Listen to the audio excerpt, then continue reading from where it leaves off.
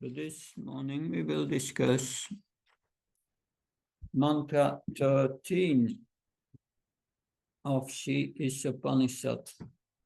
Om Namo Bhagavate Vasudevaya. Om Namo Bhagavate Vasudevaya.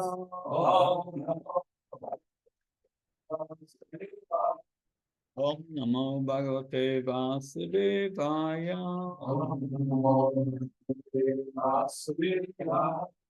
Ya evaho sambhava.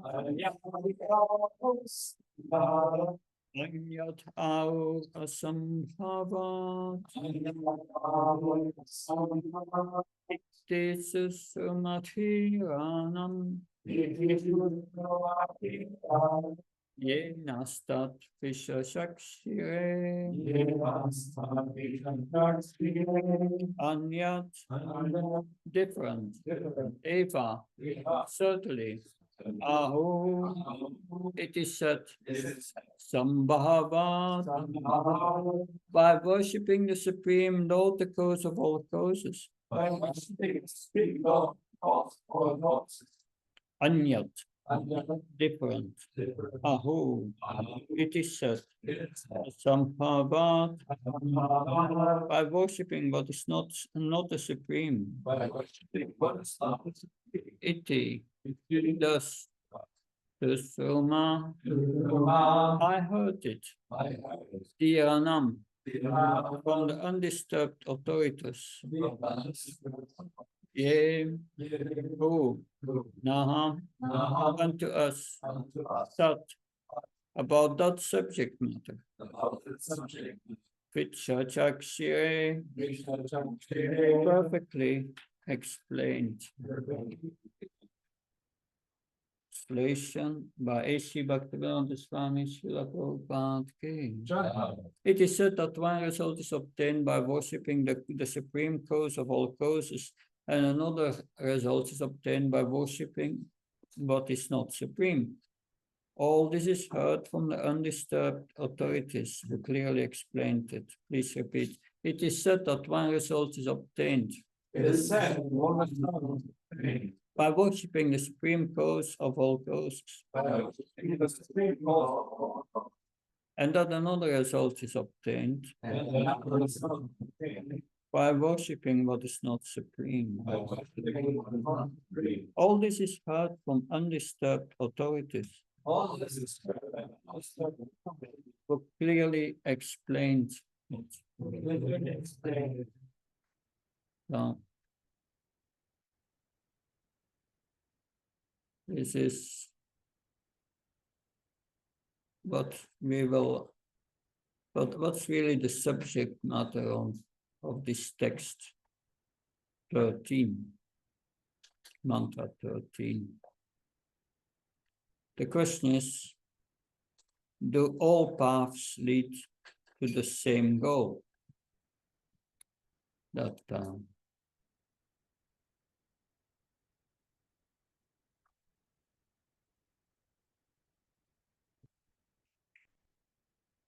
yes. So this is an overview of Prabhupada's purpose. It seems that Dhira disagrees that all paths lead to the same goal. He teaches different paths leads to different goals. Worshipping the Sambhavat means we accept Krishna as Sambhavat. Yes, Arjuna kills so-called relatives to satisfy Krishna. That no, people are my God, or I'm God. That's the next. Hearing from a Dhira helps one and all to attain perfection. That. So we start with a logical refutation. Do all paths lead to the same goal? So trains go in different directions. How can all paths lead to the same goal? So the question is not whether the absolute truth is limited or unlimited, but whether one has to follow a particular path to reach the absolute truth, or one can choose any path.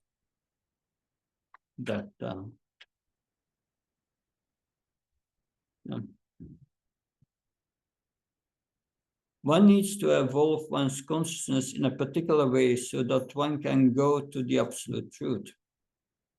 Srila Prabhupada, if whatever we do can bring us back to Godhead, then why has Krishna spoken Bhagavad Gita?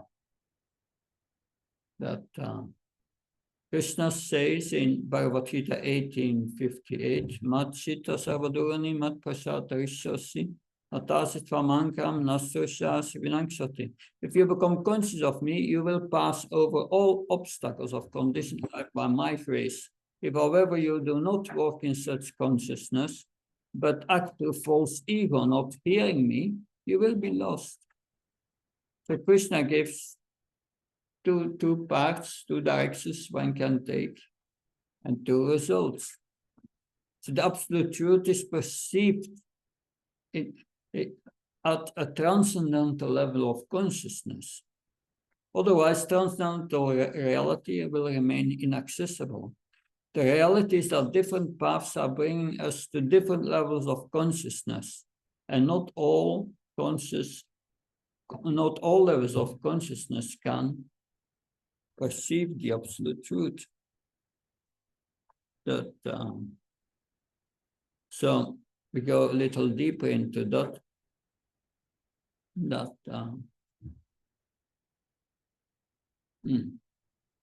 We have already heard in Mantra 10 a different result from cultivating Vidya and Avidya. And also Krishna in Bhagavad Gita and gives different paths, different results. That in Bhagavad Gita 31, these references are here on the screen, 31 and 32. Krishna gives the result of one who has faith in transcendental knowledge and one who has no faith in transcendental knowledge. I will read them. I read them already yesterday, but good to repeat.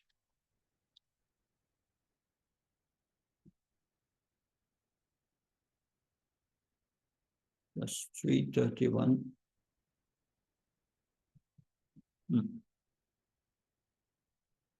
Yeah. This is 331. Ye me matamidam nityam anutistati manva shadavantu na suyanto muchante te pikama. Those persons who execute their duties according to my injunctions and who follow this teaching faithfully without envy become free from the bondage of fruitive action. But those who out of envy disregard these teachings, do not allow them regularly, are to be considered bereft of knowledge, befooled and ruined in their endeavor for perfection. And 439 and 40, which we read yesterday, is similar. A faithful man who is dedicated to transcendental knowledge and who subdues his senses is eligible to achieve such knowledge. And having achieved it, he quickly attains the supreme spiritual peace. And 40, but ignorance and faithless persons who doubt the revealed scriptures do not attain God consciousness. They fall down for the doubting. For them there is happiness neither in this world nor in the next. That is similar to, And then in the 16th chapter, that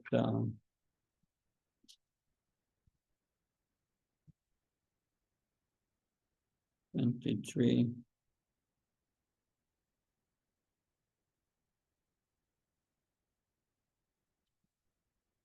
No, it should be further.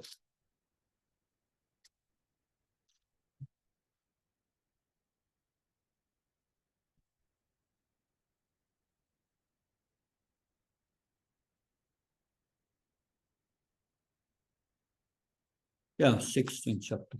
So I'm in the 6th chapter that will 16 at the end.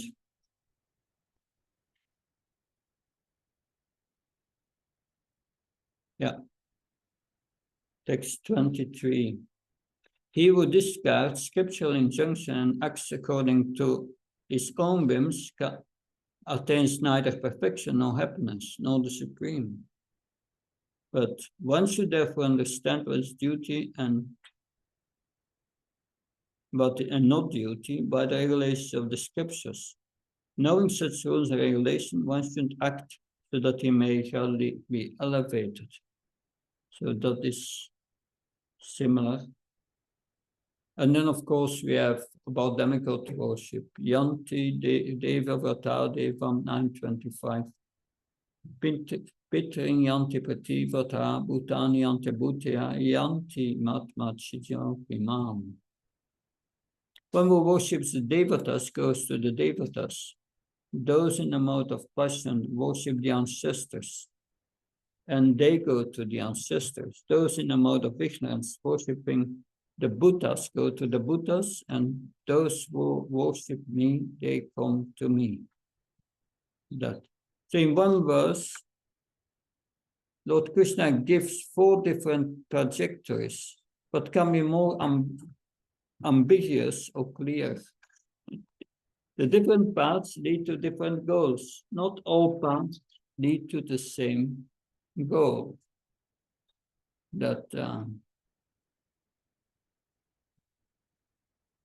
So why are they say that all paths lead to the same goal?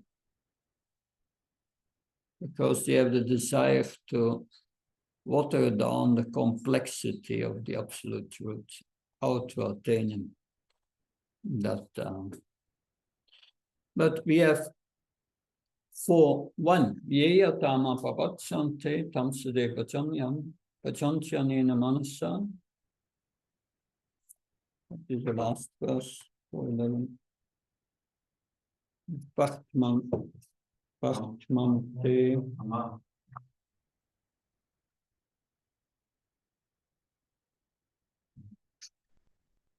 Yeah. Yeya Tama Pavatsante Tamsade Pachamyam Mama Bhaktmanu Bhaktante Manushe Bhakta Sarvata. Mama, everyone follows my path. Mama Bhaktmanu Bhaktman Bhaktma is path. Anuvakmante is follows. Bhaktmanu Bhaktante. Mama Bhaktmanu Bhaktante. All those who follow my path, I reward them accordingly. So what does Krishna say here? You can follow all paths. No, he says everyone is on my path, but he doesn't say that all paths lead to the same goal. These are different things. So that is because as all surrender unto me, I reward them accordingly. Everyone follows my path in all respects of Pritha, son of Pritha. So this verse says that all people lead to the same path, or are on my path, Krishna says. The principle here is Krishna reciprocates, whatever level they are. If someone surrenders unto him, he reciprocates. But the Mayavadis emphasize the second part of the verse, Mama Vartmanu Vartante, that they say, everyone is on my path, Mama Vartmana, Vartma path. You have the Bhaktma Pradarshaka Guru. Is the Guru who has shown me the path. Bhaktmanam Pradarshaka Guru. Lord Krishna does not say that people are following all different paths, they come to me. He's not saying that. So what does it mean if he says that all people are on my path? So different people are attracted to different things. That an attraction to Krishna leads to Krishna. Attraction to alcohol brings one away from Krishna. Alcohol is a spark of Krishna. But we should not become attracted to that spark of Krishna.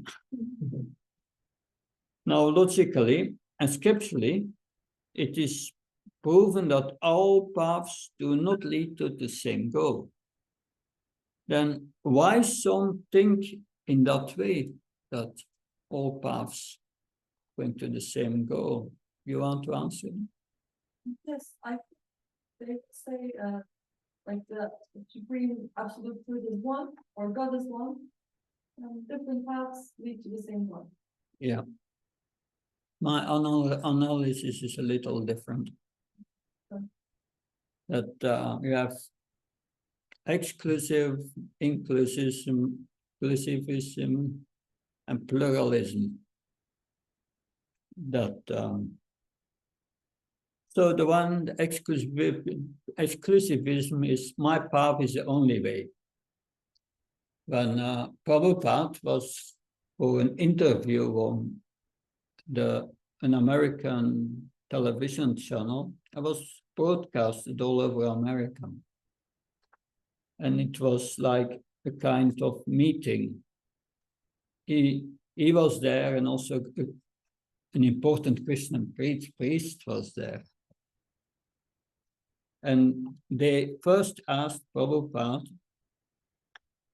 so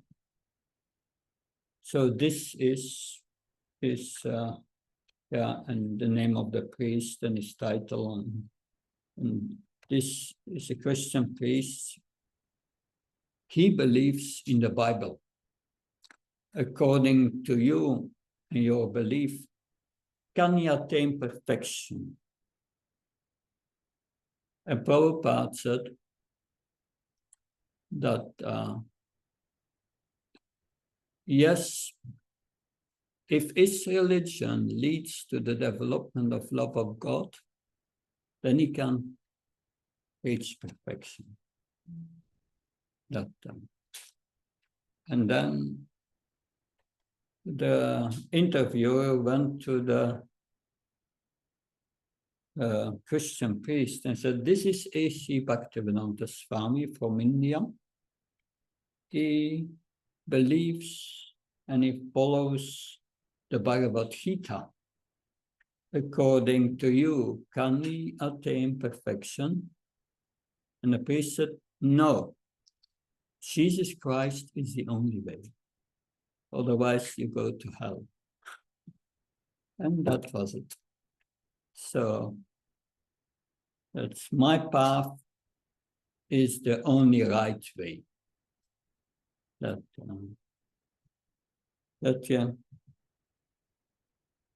So some paths claim that they have exclusively rights to God. You can only go back to Godhead if you follow their path, no other path. If they have a conception of going back to Godhead. So if God is great, then why should God be restricted to one path? The Judeo-Christianity inspired religions are based on such narrow-mindedness. This idea that ours is the only way to God. So as a reaction to that, people go to the other extreme. Then you have pluralism, that's the other extreme. All paths are right. Now, there are many cultures in most Western countries. Before it was mainly Christianity, now it has become multicultural. I know in the 60s, I was in Belgium, in Brussels.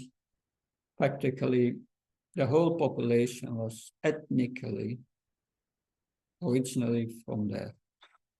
There were a few North Africans in Brussels, but otherwise, today, I must say the ethnic population has been reduced to 30%. 70% is multicultural. That's interesting. Yeah. Now there are many cultures in most European countries. But before it was mainly Christianity. Now it has become multicultural. The idea that only one path is right is culturally alienating and a cause of conflict, right? So to avoid conflicts, they say that your part is right and my part is right. That there are so many religions as there are human beings. This is quite an appealing broad-mindedness. If all parts are right, then also atheism is right. Logically, all paths are right will not work. That, if one is in a diseased condition, then there are different kinds of treatment that one can try out. But some of the treatments will not work, but will aggravate the disease and are not healthy. The objective criteria whether the treatment improves the health of the patient remains crucial. So there is the objective criteria whether the person develops love of God. So this was, a priest came to Srila Prabhupada and said, these boys that joined your movement, they are all boys. Before they came to church, they didn't want to come to church. And now they are mad of God. What happened? So, and then you have inclusivism.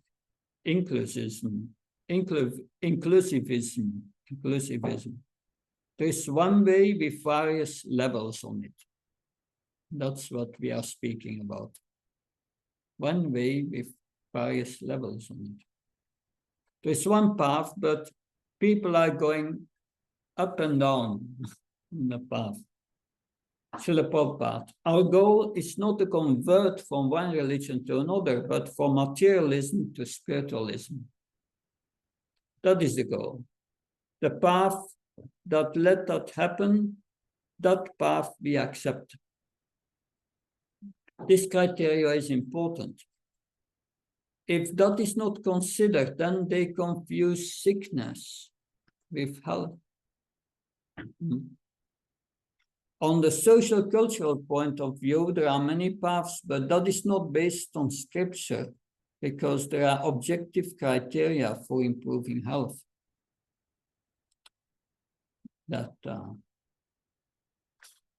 So, yeah. So the path that helps one to develop love of God, that is bona fide path.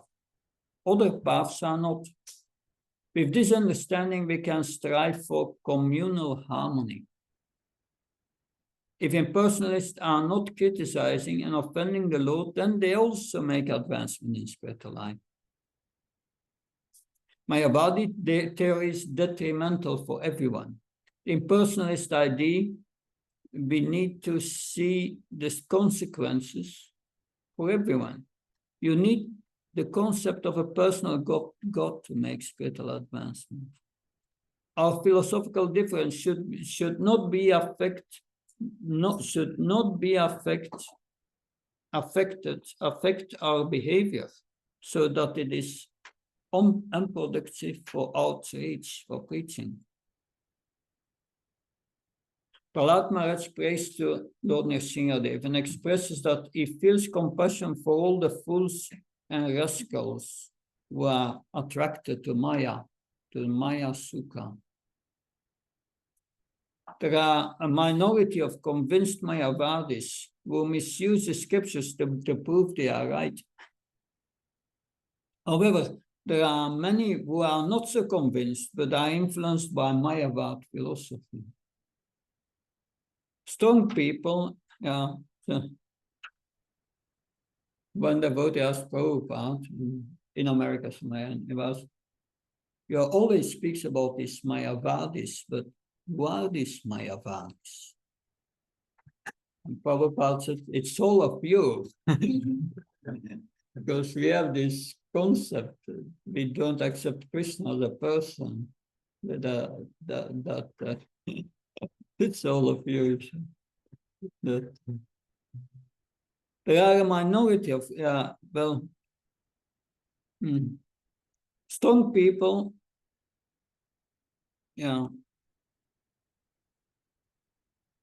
it is not that we drive people away from Krishna. If someone asks you, what do you think about this person?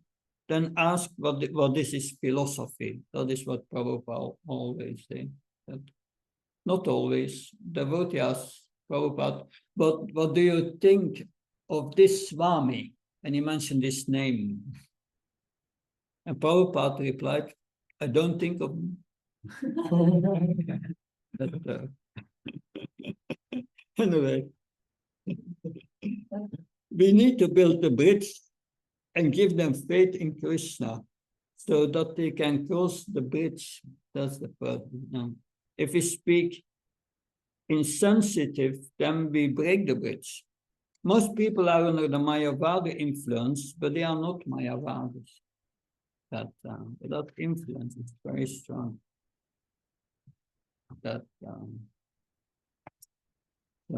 Okay. Yeah, this is the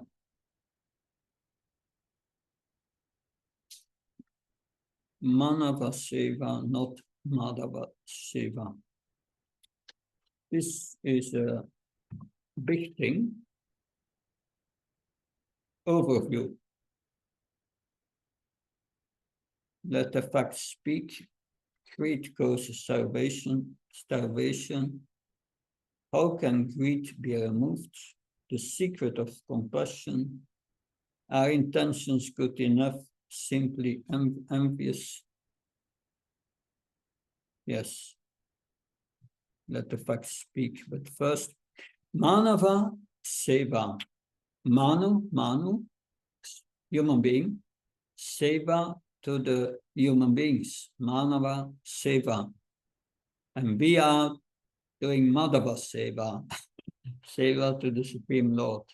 That's the idea of the title.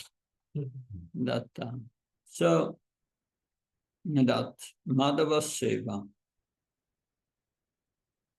Many says service to humanity, service to God. They argue, why not use the money used for the temple worship and give it to the poor people who are starving? Political parties or communists in India, or others in India were against the Hindu parties. They use that argument that they say poor people should be fed, but it's the cause of their starvation that we spent money for the temple. Beggars are starving everywhere. Then the first question, why, if they come up with these arguments, why are they emotionally manipulating people by contrasting the opulence of the temple with the beggars outside the temple? Why not contrast the starvation of the temple with thousands of dollars spent on cricket, movies, and other frivolous events? That I think it's on the next slide. to satisfy the world's sanitation and food requirements would cost only 13 billion US dollars. I wrote this a few years ago. It will be a little bit more now.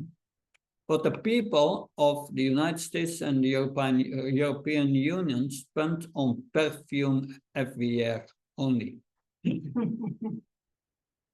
That, why not contrast in that way? This contrast is very uncomfortable for us as it interferes with our sense gratification. The contrast with the temple and poor people makes us superior to those in the temple.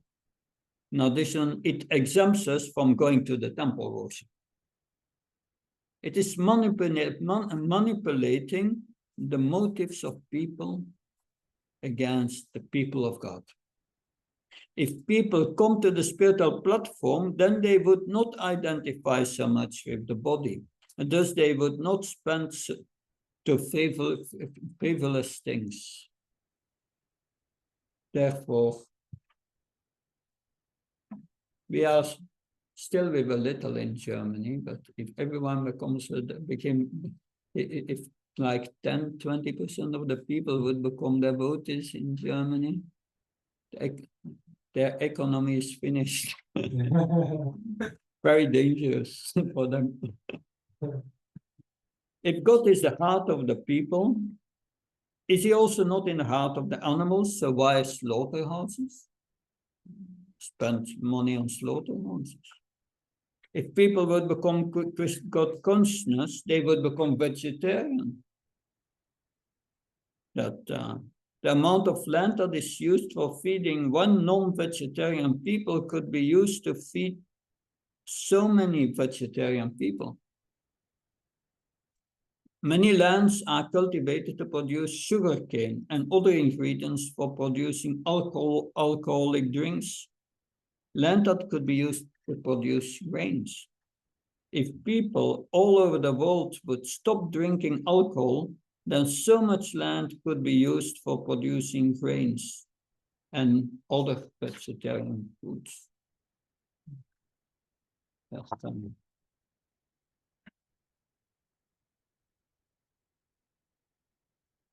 So, nearly 1/4 of our people, 1.3 billion, a majority of humanity, now it can be 2 million, live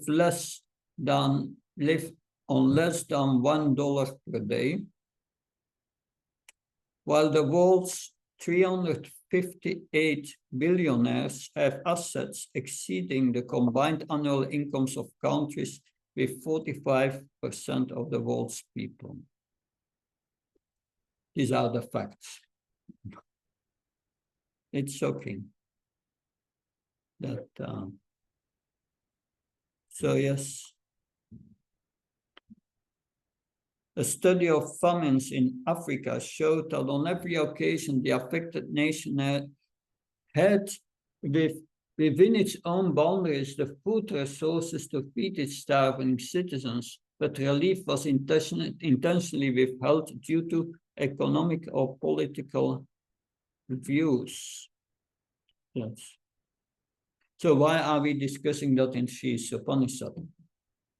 Because this mantra says that if we worship God, certain results comes, and if we worship something else than God, other results come.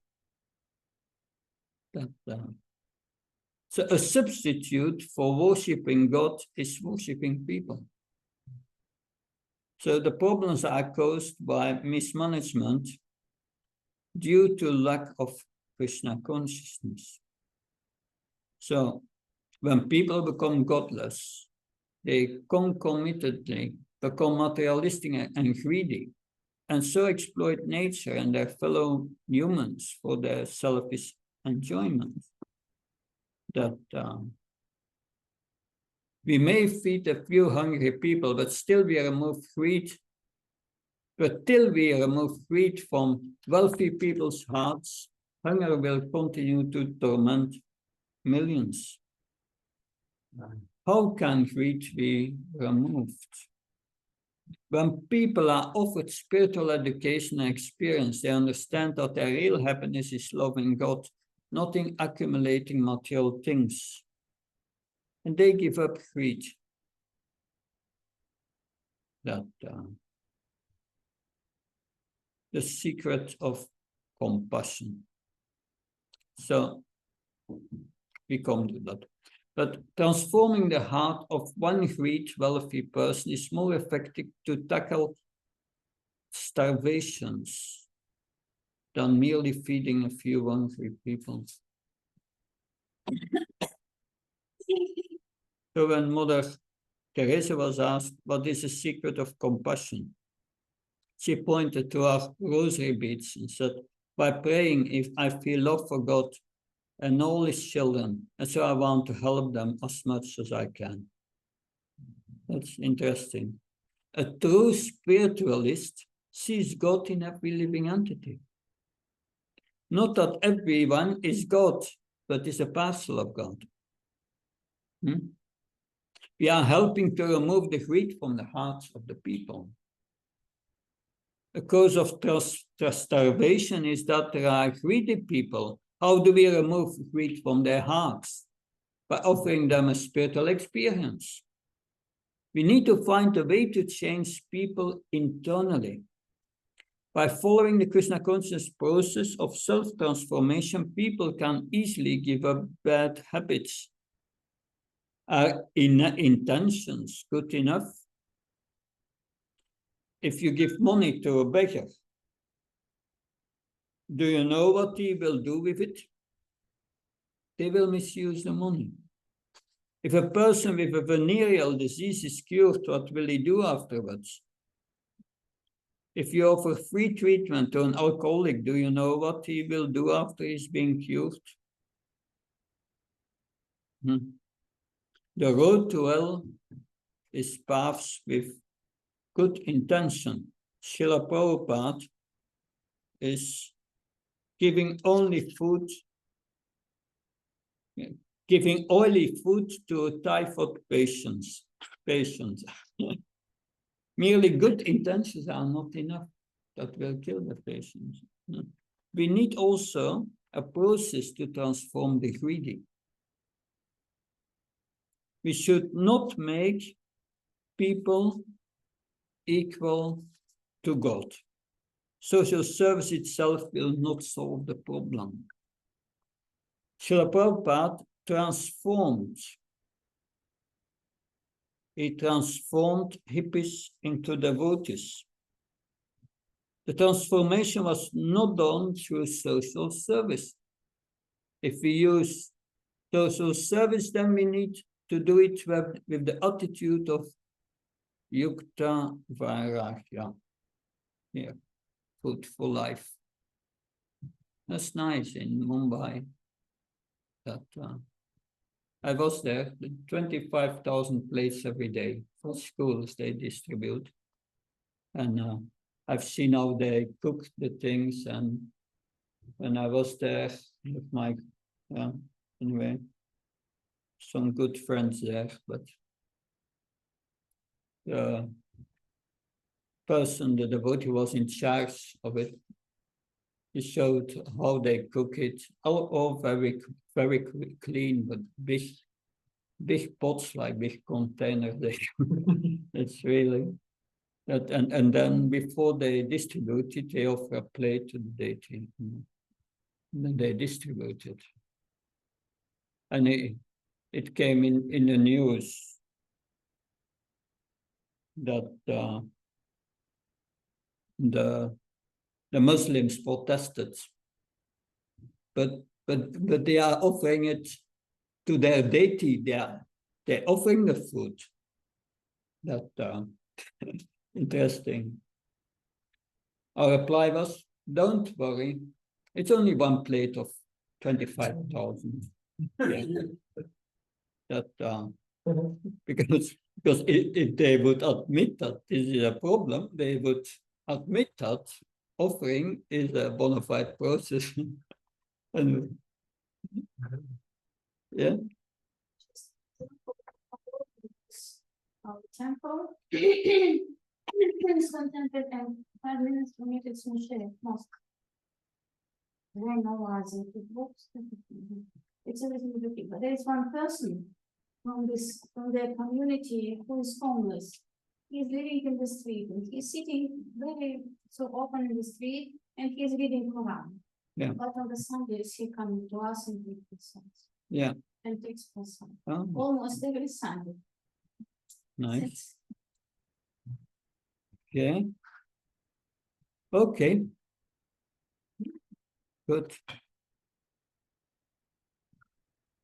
In that way, we try to attract people to Krishna consciousness. Material welfare is not unimportant. Ritu Maharaj made arrangements for everyone to have sufficient wealth and food. He got in problem with Mother Earth, who didn't produce enough. So that's a duty of the Kshatriya to provide material welfare. A Brahman's responsibility is to provide spiritual education. So Srila Prabhupada wanted full varnashram. So first attract people that then by distributing prasadam. So people think we are good people. And then, like Prithu Maharaj, he saw that people were suffering of food shortage. There were no natural resources, and he took action. He took care of the people's needs also. That social welfare, social, cultural, politic arrangement for taking care of the needs of the people. That's what it is. Spiritual welfare is offering spiritual education. In America, Srila Prabhupada wanted to create Brahmins and a Brahminical society, but along with the Brahminical society, he wanted varnashram. There are only a few instructions who offers, a few institutions who are offering spiritual welfare or education. But we should not become insensitive to people in the name of being spiritual. Bhaktisiddhanta Maharaj, to his disciple, outside the Sakshi Gopal temple. So there is a Sakshi Gopal temple. If married men think, I must not give any money, I will not give any of my money, which I consider reserved for Krishna, to the poor and deprived, then they are really showing symptoms of wretchedness, cruelty, and lack of compassion to others. They should not consider that giving charity to the poor is a fruitive activity. This kind of mentality will make their hearts hard, and they will suffer from greed. So as a result of this, they shall not want to spend their money on the devotional service of the Supreme Lord, which is the ultimate goal of life. This will invite offenses in service. So to save us from this kind of deceit and sinful concept, Sri Gaura Sundar used to give money and other things to the poor people during his pastimes as a married man, as Nimai Pandit.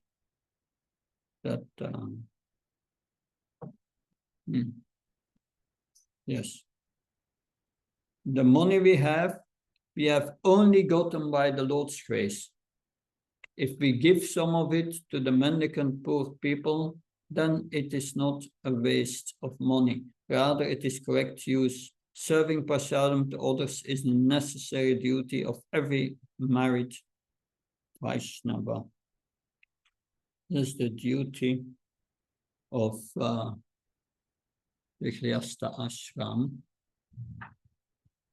Did I tell the story of this person, this devotee who asked Prabhupada, I'm just married. What is the relationship with my wife? Did I tell them? No. Well, there was a Greyasta, a devotee just married, and was asking Prabhupada, well, I'm just married. What is the relationship with my wife? And then Prabhupada said, you ask your wife to cook. After she has cooked, you offer the preparations to the deity, Gaunitai, to the deity. And then you do puja. And then you go outside, and when the prasad is ready, that everyone who is hungry, please come. And if someone comes, you serve. And after they have eaten, you can eat. And the devotee said, but Prabhupada, I want to know what's the relationship with my wife.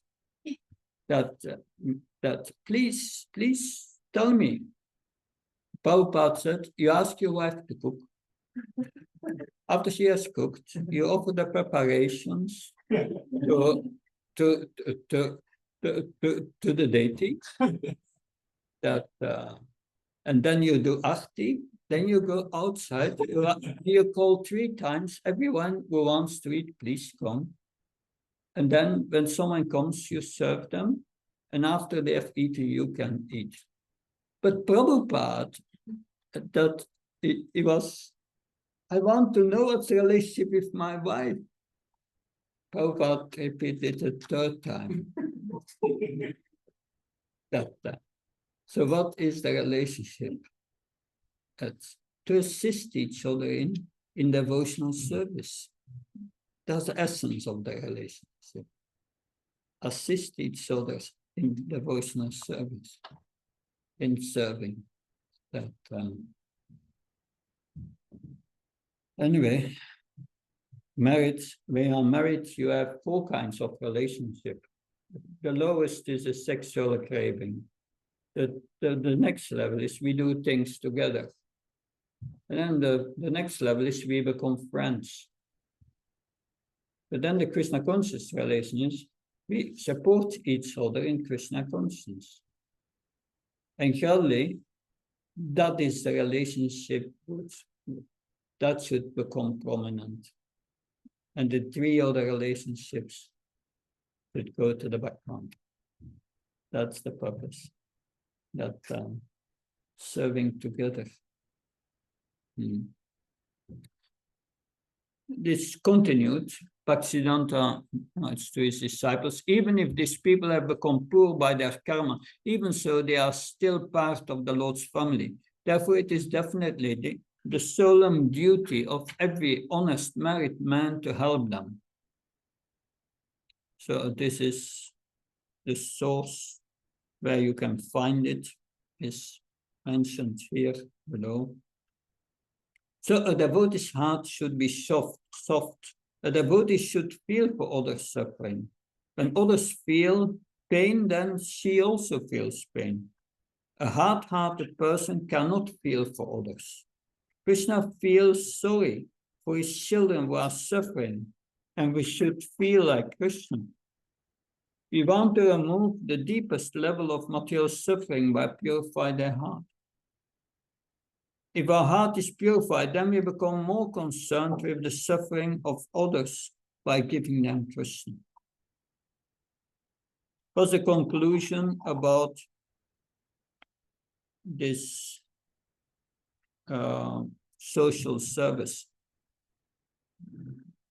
Madhava Seva, Madhava Seva. Manava Seva, Madhava Seva. The best Manava Seva is to connect Manav to Madhav and to make Madhav accessible to Manav. That's so. Yeah. The best service is to connect to God. Is to connect man to God. So it means don't exalt it. Don't think that social service is the best thing. No. Don't denigrate either. Don't just think, just see that all suffering, don't think that all suffering is just mundane. And they suffer because of their karma. I think this is the last one. Yeah. So a devotee is not primarily concerned with karma, but he's concerned with Krishna. A material perspective, people concerned with their own material welfare and those in goodness want to help others. That goodness is higher than passion. Pure goodness or transcendence is the platform where we feel compassion for others constantly. You take care of the complete person, and devotional activity is the highest. Social work is better than materialist. But if social work creates a wrong attitude towards God, then that is a problem. Some social workers are blaspheming God. God sends disasters and we are sending relief. This is a very demoniac expression. Because of their negative attitude towards devotional service, they are lower because they mislead people. They become less receptive towards devotional service. If persons who are doing charity and who are not averse to religion, then they can do some good to others to a certain extent. Only Gopal can purify the greedy. Lord Krishna protects the senses when they are used in his service and gives us high happiness. That protects us against the greedy attitude. So the best service to God is to connect man to God. Organize outreach programs and bring people to the temple. Big temples make people accessible to Krishna.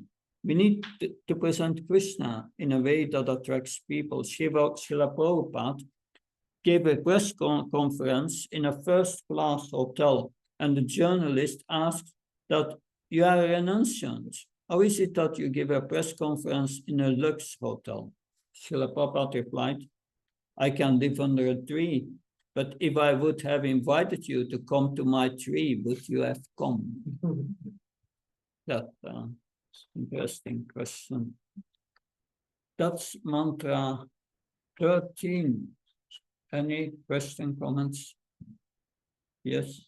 Like when preaching, we were speaking now about differences of worship and different beliefs of worship. But what about people who I mostly meet in the street who just don't care about God? They say, okay, for example, my mother, she says also, it's okay, everybody can believe what he wants, so they just don't care. Yeah, you see, good luck. You go to the next one. What can we do? It's not your 5 minutes talk that will change them. We can give them a book, try to give them a book. Find some excuse to give them a book. Like the person who at an airport in America somewhere. He want a book distributor. He want to give a book to someone, and the person said, "I'm full of anxiety. I'm too nervous. I cannot read even because of this anxiety. I cannot sleep at night." Other people said, "Then you should read this book. We read this every morning in the temple. From the moment the speaker opens the book, half of the devotees are asleep." I'm not sure he took the book, but you can try it. But find some excuse to give them a book. But otherwise, don't discuss these things. But that's what Prabhupada said. What will your 5 minutes talk to? Nothing. You say, and if they are very antagonistic, you say, "Thank you, we go to the next." You avoid them. That's Madhyamadika we discussed yesterday. Yeah. Yes. In university, I can come in contact with a lot of students who are studying science, and they are all intelligent and they have a natural awe for nature. And when I try to talk them about God, they almost always say that that's where they see God, like in the beauty of nature and the miracle of nature. And then I sometimes try to bring them to another concept of God, like a personal concept, by talking about that God can be seen in different things. And then also, if you want to know someone, if you want to love someone, you have to know this person. How can you know God? This concept in nature is not enough. But I don't really know how to bring them from a naturalistic concept of God to a personal concept of God. Yeah, that's it depends also on the upbringing. If it's in Turkey, then good luck, because there's all those from the Judeo-Christian backgrounds and the Abrahamic religions, they have this impersonal concept that, to a certain extent, that although, yeah, it may look personal, but how can you have a relationship with a divine person who has no personal qualities? That's very different. That it's certainly not easy, but the Srimad Bhagavatam tells us, the second canto in the beginning, that atheists, they don't accept the personal form of God, but they can accept the universe as God and see it as a universal form and worship that. It's I would say it is seeing God in nature is certainly the beginning of the development of God consciousness. It's good. Mm-hmm. And we can, based on Bhagavad Gita, we can water that. But to bring them direct to the personal concept is mostly too high. So you must go very gradual, that and feed them on the level they are. That I gave presentations. Mother Mila gave a nice presentation in Bangladesh about that.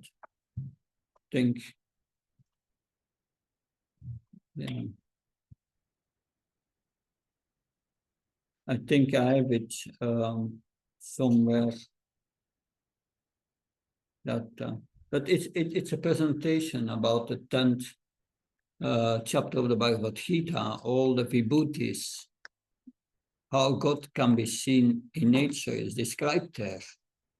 So you can, and it's a beautiful presentation that I don't know.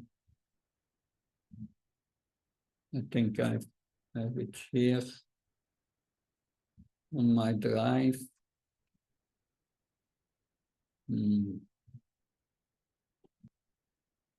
So, meditation on the elements in the world. That's the name. Gita Meditations in the World. That I have a PowerPoint on that. I will try to forward this PowerPoint to you, and that would be helpful. But this is from Mother Miller. She's brilliant in so many ways. Very, very few scientists I met are strongly atheistic. Actually, most of them are open. They are just not satisfied or not so interested, but they are not against. Because of their false ego, because they think they can control everything with their intelligence, and they will not accept anything which they cannot control with their intelligence. That blocks them. Yeah. Yes. experience from the street. Many essayists will meet or distribute books. Yes, it's a normal. And essays. Nice. Then we are not fanatical. Something like this. Because what I have brought, many essays, they are coming from the, they have this bad experience with the Christianity, with God. So God will give me what I need. God has taken my child, or something like this. Yes? And then they came to be fanatical against God. Yes, yes, atheists, yes. They are offended people, they are people who are hurt somehow by their previous experiences. Well, they take, that means that also they had already contact with God. And then they take the book because the pass, they all the pass, yes. We're all on the path to God, way too. Yeah. But then somehow to differentiate and Yeah. but that is what about essays. We're not so bad. The people who are doubtful, they are much more. Doubtful. I don't know.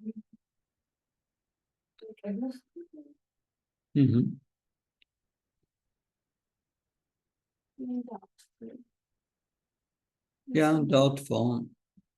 That's if they are innocent, you can give them a book and that will, if they read it, that will start to dissipate their doubts. Because doubts are like a devil that brings us in danger. Because Arjuna, we will see in the second chapter, was also confused. That he had 6 doubts he brings up, and Krishna answers these doubts. But they must be willing. Yeah, Krishna is in their heart. Because in this, I always think we are instruments of Krishna. And a devotee tries to be more compassionate than Krishna. That, because Krishna says in Bhagavad Gita, don't speak to those who are envious of me, who are not my devotees. But still the devotee wants to give them Krishna consciousness. That gives great reactions. That sometimes Prahlad Maharaj was very straightforward. But we cannot imitate this. But Prabhupada has a spiritual power and he can dissipate power. Therefore, Prabhupada emphasized so much book distribution. Because Krishna is in our heart. And I've many times seen Krishna brings you people. So it is your service to try to help them. Also in book distribution, sometimes people are searching for Prabhupada's books. Even you find that and okay, and Krishna say, okay, I bring you in contact. I was in this was 92 or something. I went with my family to Freiburg im Breisgau, Ferien machen, holidays, and with my family.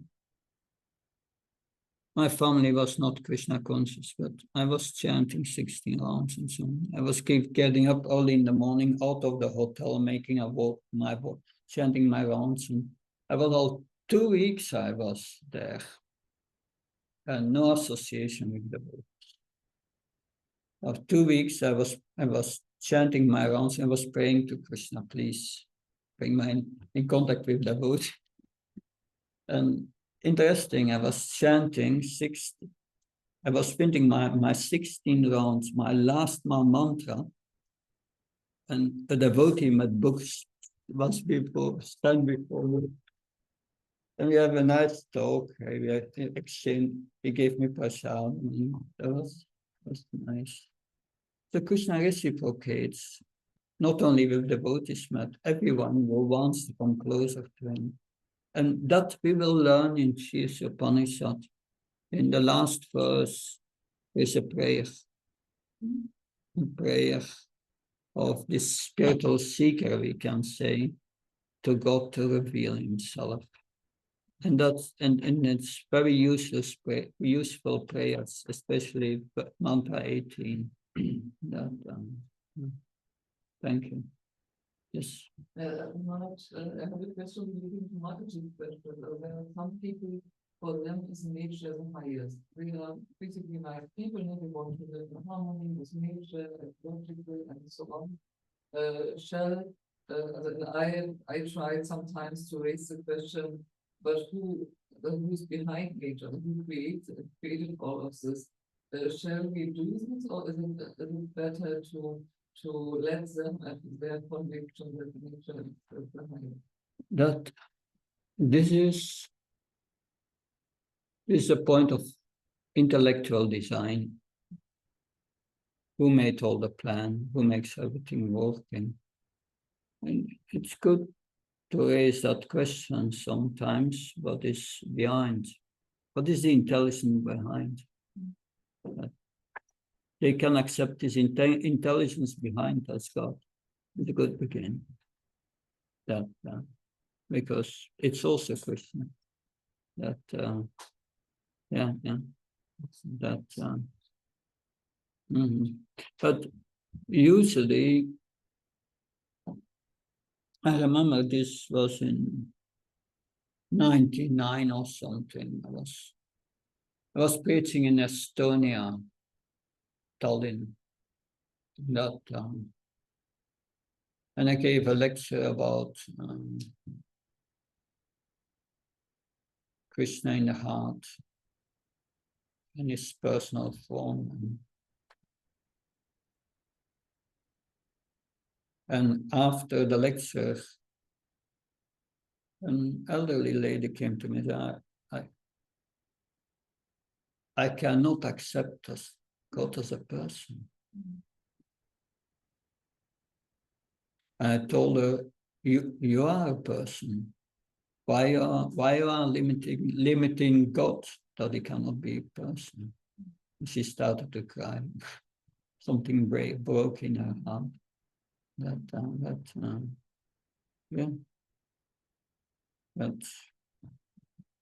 But I mean, preaching is cooperating with Krishna in heart.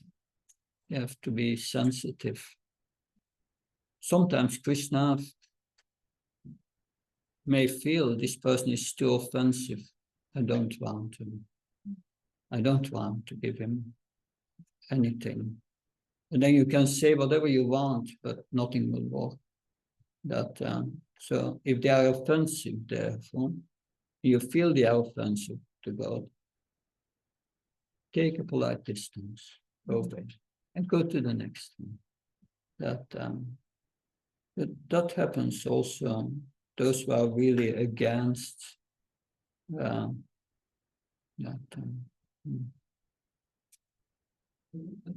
We also said there are two offenses because I had two cases of people who were close to me, and at the beginning they accepted the mantra and the book, and then later they gave it back to me. And they gave me the feedback, all pictures, books, everything back. They really liked it. For sure, I made mistakes.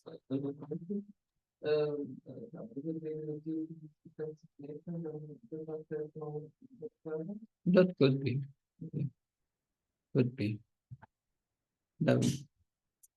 We never know. We never know. But never.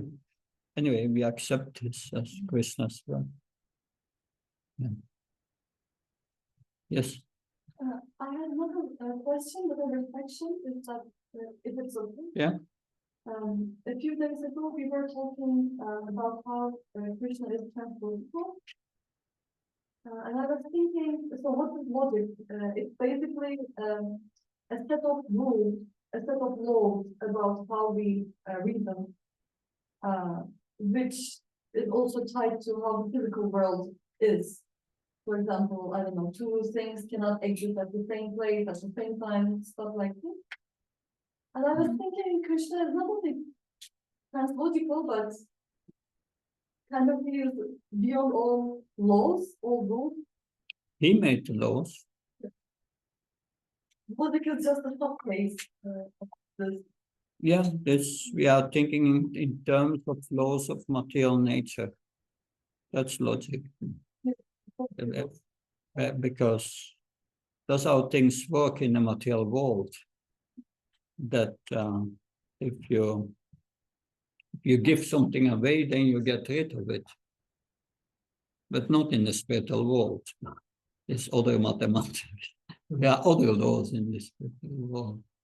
Here, 1 minus 1 is 0. There, 1 minus 1 is 1. That's another law. That and this spiritual law looks from the material plane illogical, but is translogical. That's your point. Yeah. Trying to send you the PowerPoint. It's a big one. Not sure if it will go, but it's a big file. Otherwise, I sent you the link. But yes. How does it look like with friendship between people in the material world? Mm-hmm. Can you explain a little? Friendship with people in this material world is temporary and very temporary. We are traveling from body to body.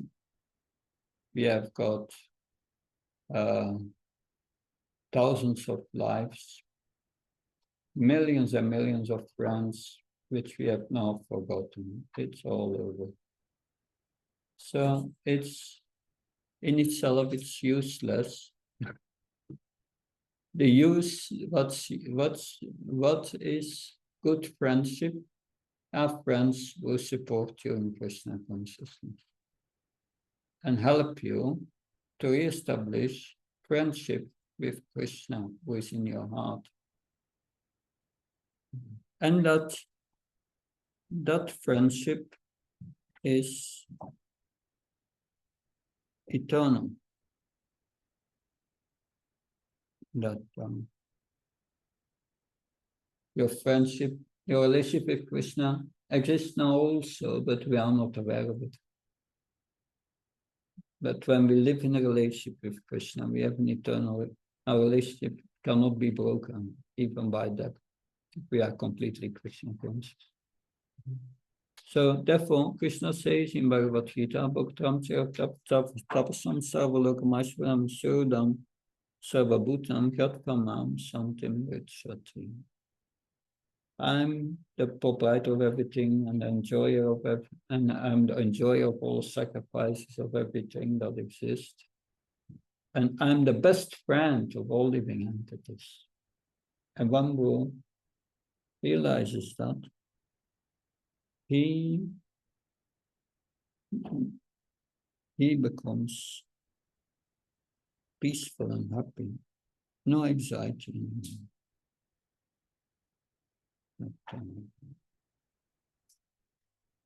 But yeah,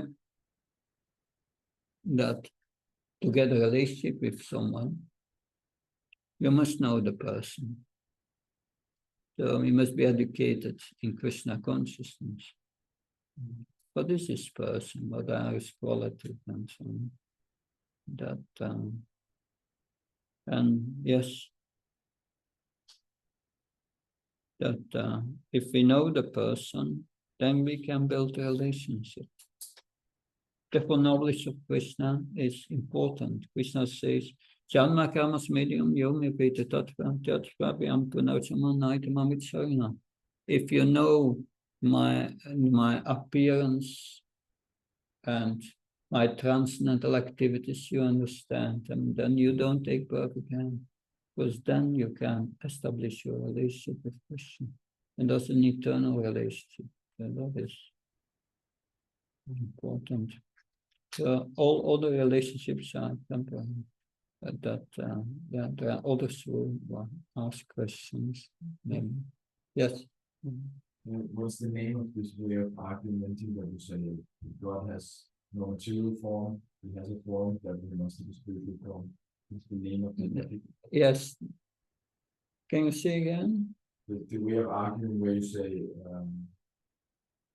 God has a form, but he doesn't have a material form, ergo he must have a spiritual form. What is this way of arguing? What is the Sanskrit name? Yeah. So the Krishna is Nirguna.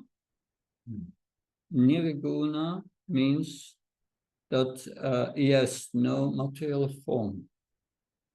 And Nirguna means that he's not affected by the material modes of nature.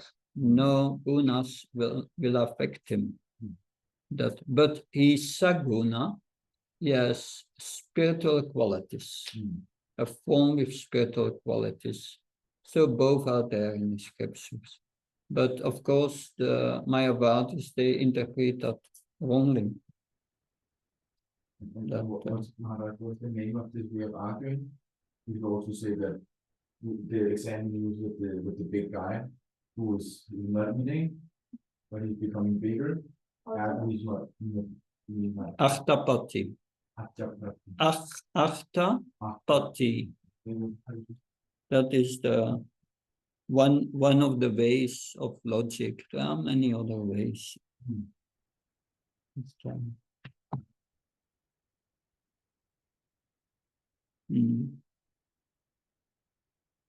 Good. Then we will stop today and we resume at 11. But we are going for a picture in the temple room, please. Let's be there at 9:30 in the temple room. Thank you.